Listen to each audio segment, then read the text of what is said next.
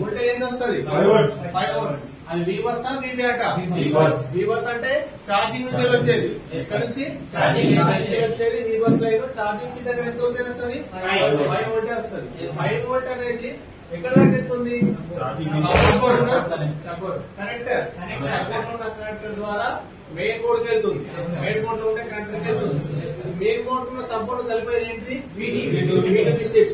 అంటే ఈ 5 వోల్ట్ అనేది సపోర్ట్ లో ఉండే కనెక్టర్ నుంచి వెళ్ళి V2P స్ట్రిప్ ద్వారా మెయిన్ బోర్డ్ లో ఉన్న కనెక్టర్ కి వెళ్తుంది. అక్కడ నుంచి వెళ్ళి మనకు పాయింట్ ఇచ్చింది. ఏ పాయింట్ ఇది? Test point. ఈ వోల్టేజ్ చెక్ చేసుకోవడం దేనికోసం? ఇది 5 వోల్టేజ్ ని చెక్ చేసుకోవడానికి ఇక్కడ 5 వోల్టేజ్ కోసం ఒక టీపీ పాయింట్ ఇచ్చింది. ఇక్కడ మనం ఎంత వస్తుంది వోల్టేజ్? 5 వోల్టేజ్. దాని తర్వాత మనకి ఎక్కడికి వెళ్తుంది? నెక్స్ట్ కెపాసిటర్స్ ద్వారా మనకి ఎక్కడికి వెళ్తుంది? OVP IC. OVP అంటే over voltage protection IC. So ఇక్కడ 5 వోల్ట్ అనేది ఇన్ అయిపోయి మళ్ళీ ఐసీ లోకి వెళ్ళి ఐసీ నుంచి మళ్ళీ 5 వోల్టేజ్ బయటకు వస్తుంది. కాకపోతే ఎప్పుడైనా వోల్టేజ్ అనేది ఎక్కువైనప్పుడు ఏమైతుంది? ఈ ఐసీ అనేది దాన్ని తగ్గించి ఛార్జింగ్ ఐసీకి పంపిస్తుంది. ఎక్కడికి? ఛార్జింగ్ ఐసీకి. మళ్ళీ నెక్స్ట్ ఎక్కడికి వెళ్తుంది? ఓవీపీ నుంచి. ఈ కెపాసిటర్లు ఉంటాయి, వీటి ద్వారా మళ్ళీ నెక్స్ట్ ఎక్కడికి వస్తుంది?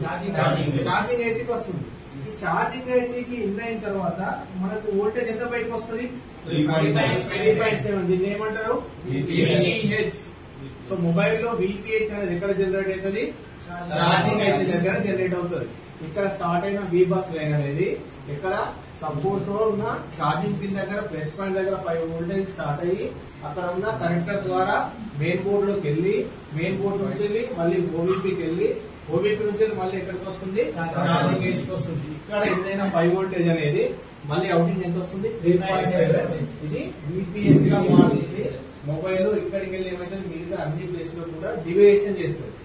మళ్ళీ డివియేషన్ చేసేది నెక్స్ట్ ఛార్జింగ్ ఐసీ నుంచి నెక్స్ట్ ఎక్కడికి వెళ్తుంది అంటే మళ్ళీ పవర్ ఐసీలోకి వెళ్తుంది.